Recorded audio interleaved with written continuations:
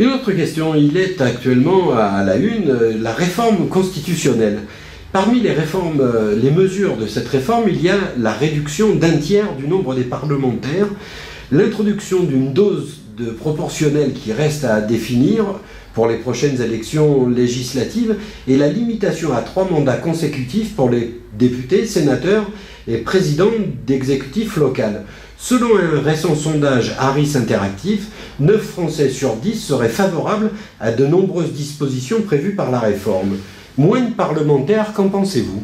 En moins de parlementaires. Alors, il est vrai que lorsque je vois le temps que monopolise cette fonction, je peux me dire que ce n'est peut-être pas raisonnable de supprimer un tiers des parlementaires. Mais ça fait partie de mon engagement et je pense que c'est souhaitable. Alors, cela faisait partie du projet présidentiel d'Emmanuel Macron qui souhaitait donc la suppression d'un tiers des parlementaires que j'ai soutenu pendant ma campagne et que je soutiens toujours.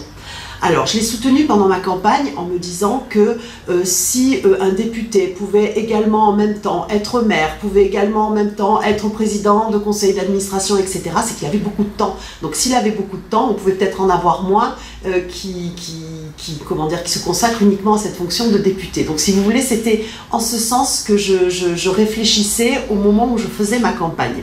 Aujourd'hui, je ne fais quasiment que ça, je ne suis que députée et je suis débordée. Je me dis, est-ce bien raisonnable ? Eh bien peut-être que oui, il faut continuer dans cette idée-là parce que si je ne suis que députée et si nous sommes un tiers de moins, eh bien peut-être que les citoyens comprendront que ce que nous devons défendre, c'est un mandat national et qu'en fait notre travail doit être moins sur la circonscription et plus à Paris et que nous sommes là pour faire des lois. Et donc je crois toujours qu'il faut supprimer une partie des députés pour recentrer davantage l'activité sur le travail législatif. Alors attention, cette suppression se fera à budget constant. Certains d'entre nous espèrent qu'on aura donc plus de moyens pour avoir de meilleurs relais ou plus de relais au niveau local. Moi, je ne pense pas. Je pense que ce sera budget constant, mais que l'argent restera au niveau de l'Assemblée nationale pour essayer de voir comment optimiser notre action et comment faire des audits pour voir l'action législative. C'est peut-être le regret que je peux avoir. J'espère qu'on nous donnera les moyens d'être quand même toujours de bons relais d'information au niveau local. Alors, il y a un autre sujet sur cette réforme constitutionnelle, c'est l'arrivée d'une dose de proportionnelle. N'est-ce pas donner beaucoup d'importance aux partis politiques ? Ah oui, alors il semblerait, on n'a pas encore vraiment fixé le pourcentage, il semblerait que ce soit 15% de proportionnel. Oui, c'est donner beaucoup d'importance.